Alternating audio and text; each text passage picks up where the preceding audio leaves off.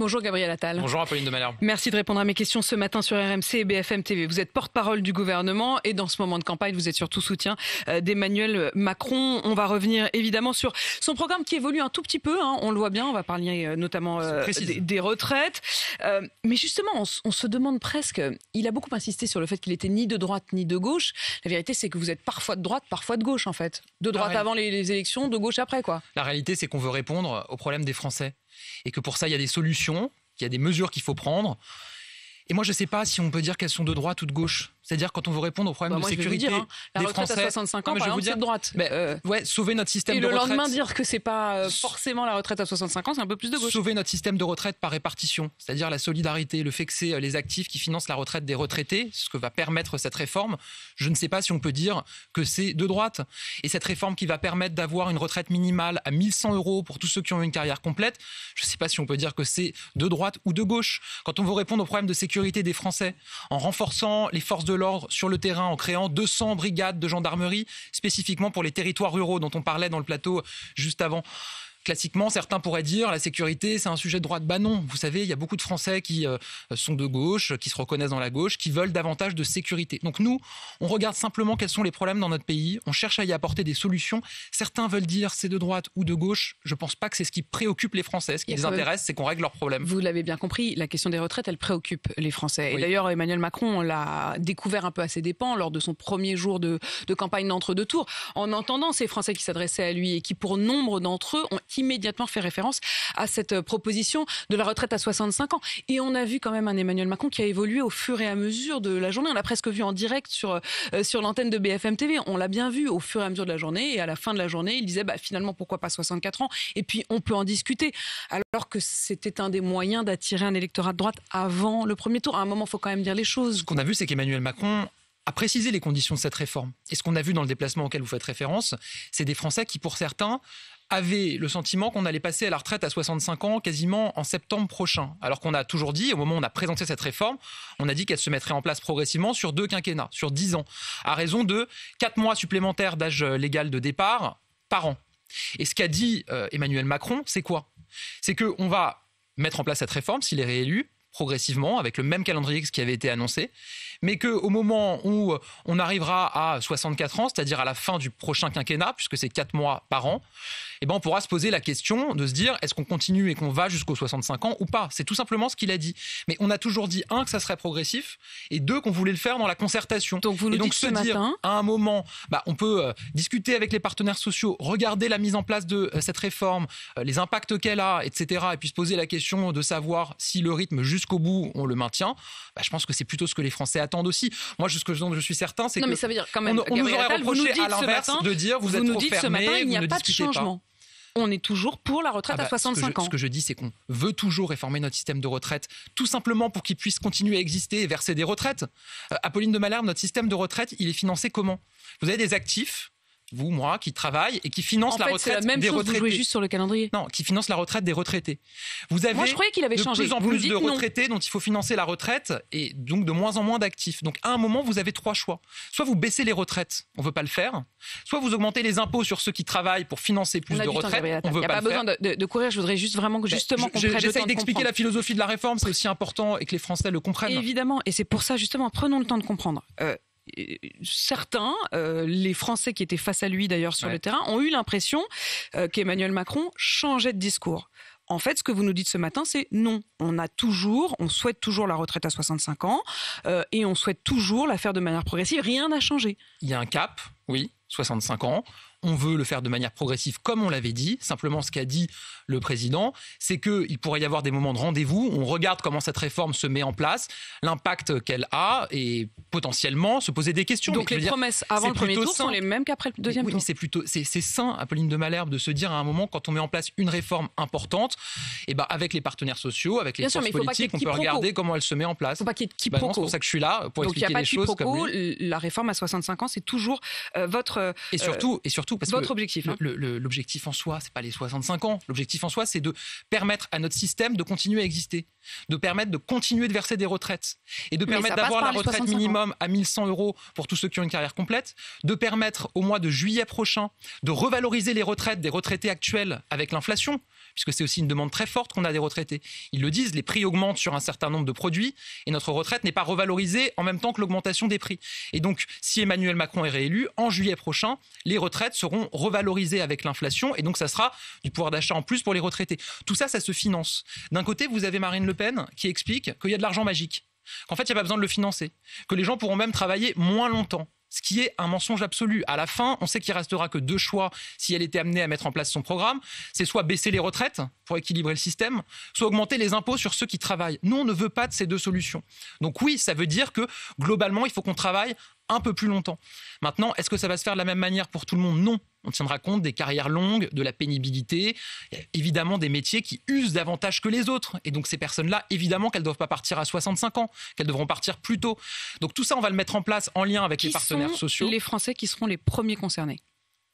Les Français qui seront les premiers. C'est-à-dire ceux qui aujourd'hui travaillent et qui vont voir leur retraite reculer un tout petit peu. Alors la génération pour laquelle la réforme rentrera pleinement en vigueur, je crois que c'est la génération 69, le président avait eu l'occasion de le dire. Donc ça ne change pas. Non, mais encore une fois, on a un rythme qui va se faire très progressivement sur quasiment 10 ans.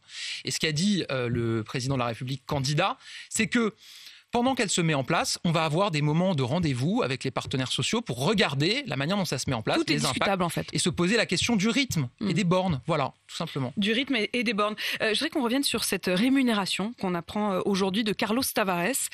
Carlos Tavares, le patron donc de Stellantis, qui chapeaute PSA Citroën. Il a gagné en 2021 66 millions d'euros. 66 millions d'euros, c'est acceptable ? Ça a été expliqué dans le plateau juste avant avec Nicolas Dose. C'est une entreprise privée et c'est à la fin les actionnaires qui décident et qui votent. Il a eu l'occasion de dire lui-même que c'est arrivé à de nombreuses reprises que des actionnaires décident différemment. Nous, ce qui nous importe, c'est quoi? C'est qu'il y ait un meilleur partage de la valeur dans l'entreprise.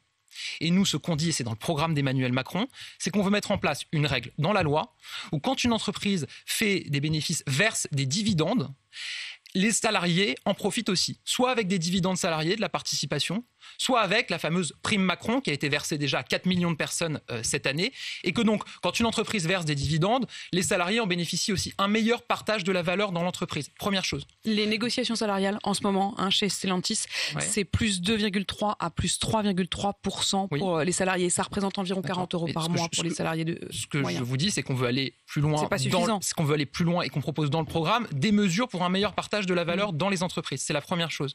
Et la deuxième chose qu'on propose en lien avec ce dont on est en train de parler, c'est de conditionner la rémunération des dirigeants des grandes entreprises au respect des objectifs environnementaux, sociaux, sociétaux, les objectifs RSE. Ça veut dire qu'on veut que pour les dirigeants des grandes entreprises, leur rémunération dépende de l'atteinte par ces entreprises des objectifs notamment environnementaux. 66 millions d'euros pour Carlos Tavares. Vous ne me dites pas que vous êtes choqué. Mais Apolline Malherbe, je pourrais me faire plaisir, vous faire plaisir aux gens qui nous écoutent évidemment en disant ce que j'en pense, etc. La réalité, moi j'aimerais bien juste savoir ce que vous en pensez. Mais la réalité, c'est que c'est les actionnaires à la fin qui décident, que votre journaliste le disait lui-même. Et vous en pensez quoi? Que votre journaliste le disait lui-même, c'est arrivé à de nombreuses reprises que des actionnaires prennent des décisions différentes, etc. Moi, ce que je pense, c'est qu'il faut un meilleur partage de la valeur en entreprise. C'est pour ça que je m'engage avec Emmanuel Macron. Et on propose des mesures extrêmement concrètes dans son programme sur ce point que je viens de vous évoquer, et on propose d'aller plus loin sur ces sujets-là.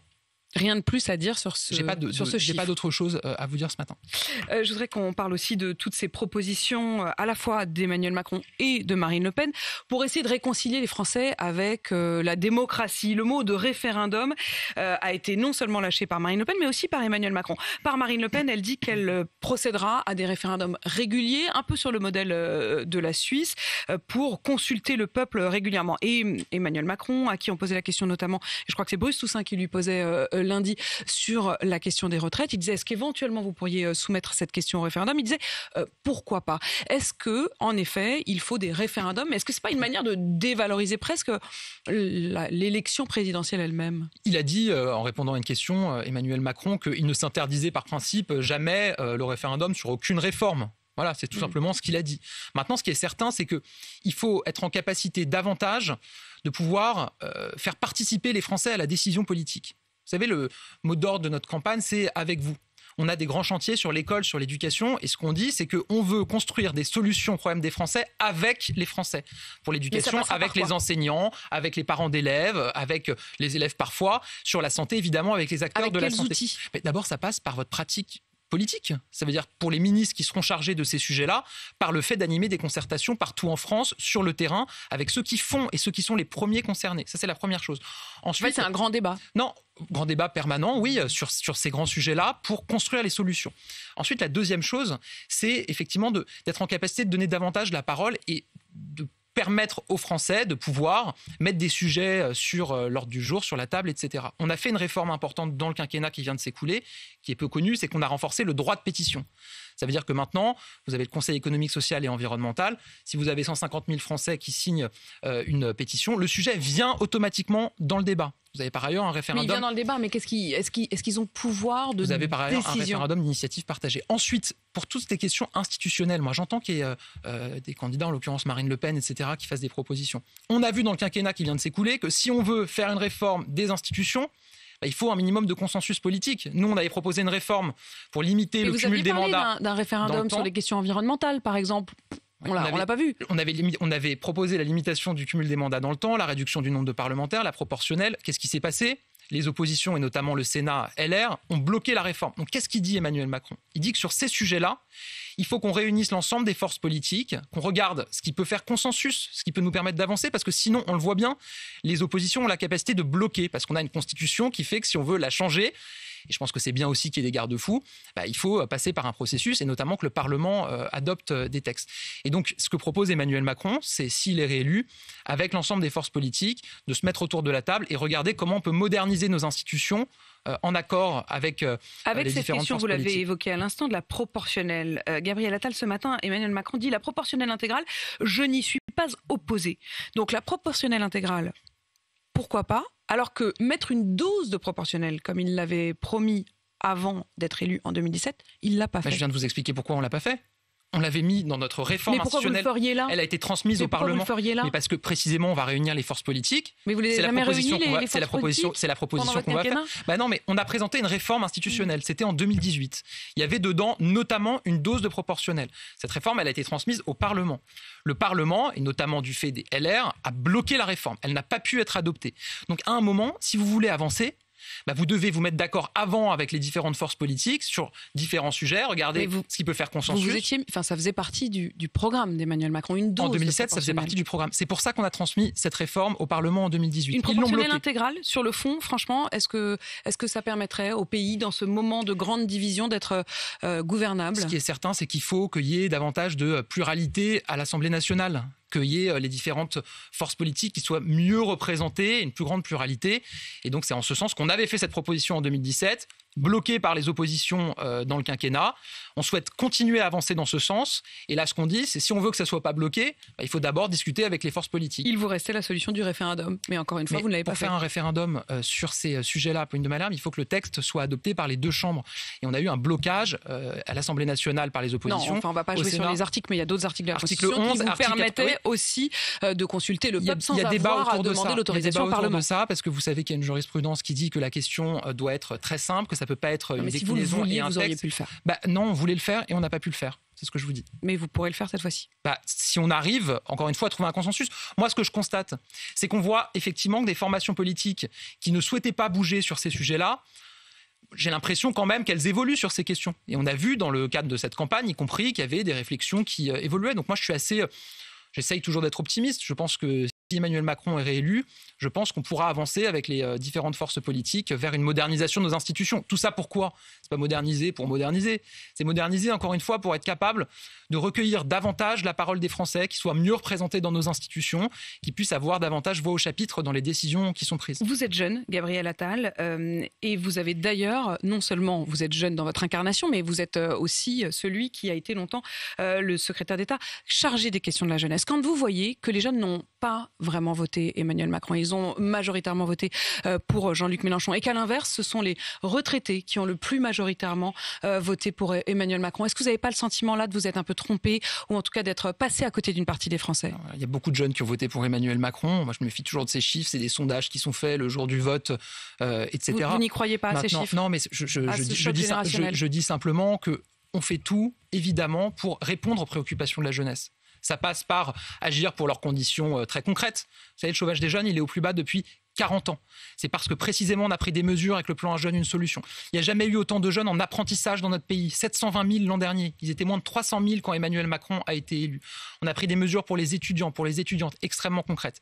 Mais les jeunes, ils attendent aussi qu'on agisse sur des sujets qui ne sont pas immédiatement des sujets jeunesse, qui ne les concernent pas, entre guillemets, dans leur vie quotidienne au sens de jeunes, mais qui concernent la planète et notamment l'environnement. Et sur ces sujets-là, effectivement, le président l'a dit, on peut toujours aller plus loin, enrichir le programme, et c'est ce qu'on va faire dans les semaines qui viennent. Il y a cette fracture générationnelle, il y a aussi une fracture géographique, c'est-à-dire que quand on regarde en effet le vote, et là pour le coup c'est pas des sondages, ce sont les résultats très précis, on voit qu'il y a quand même clairement une France rurale qui a voté Marine Le Pen, une France plus urbaine qui a voté pour Emmanuel Macron, et j'ajoute une France plus périphérique, banlieue, qui a voté davantage pour Jean-Luc Mélenchon. Quand vous regardez que plus vous êtes éloigné d'un centre-ville et plus vous êtes éloigné d'une gare, plus vous avez voté Marine Le Pen.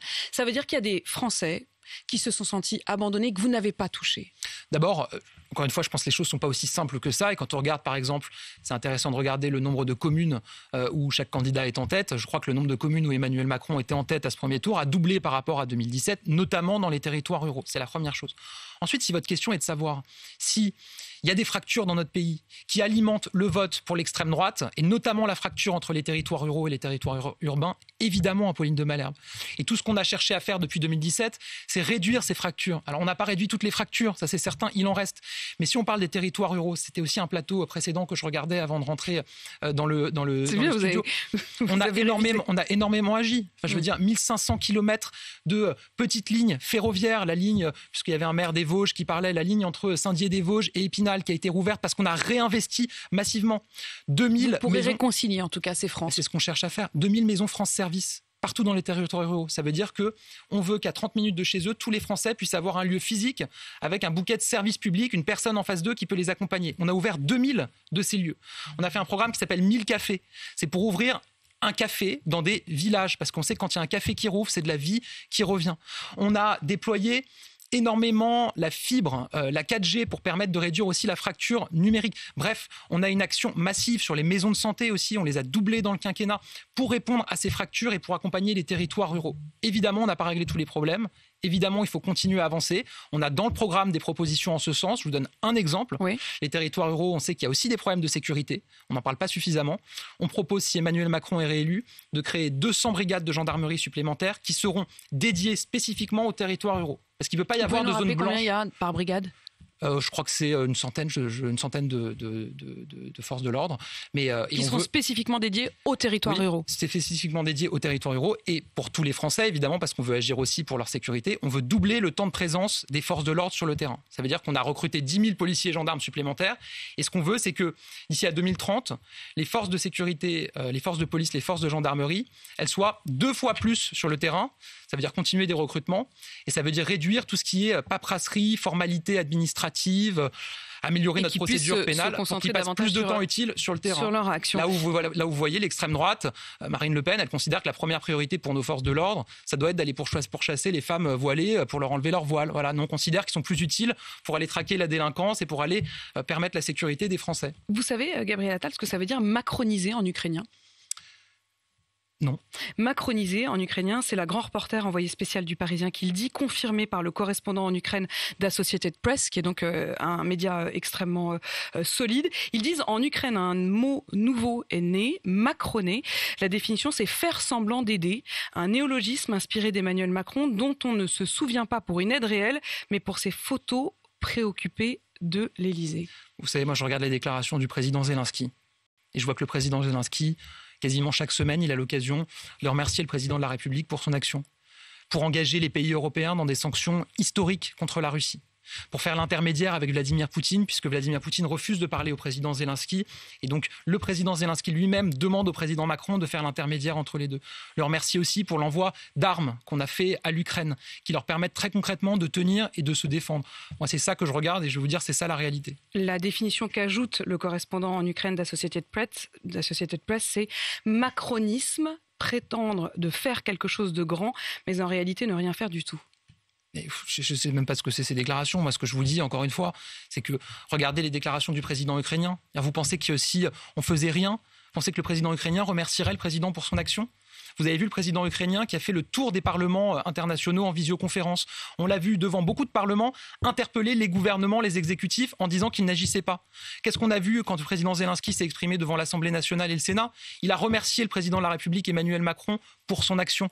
Donc je vais vous dire, c'est ça les faits. Après, vous pouvez avoir, des commentateurs, des journalistes qui disent certaines choses. Je pense que l'important, encore une fois, c'est qu'on soit aux côtés de l'Ukraine. On est aux côtés de l'Ukraine. Des dizaines de tonnes d'aide humanitaire, des équipements de défense, des équipements militaires pour leur permettre de tenir. Et des Emmanuel sanctions Macron qui a d'ailleurs déclaré qu'il pourrait se rendre à Kiev également s'il est réélu. Gabriel Attal, merci d'avoir répondu à mes questions ce matin. Vous êtes porte-parole du gouvernement, soutien d'Emmanuel Macron bien sûr. Il est 8h53.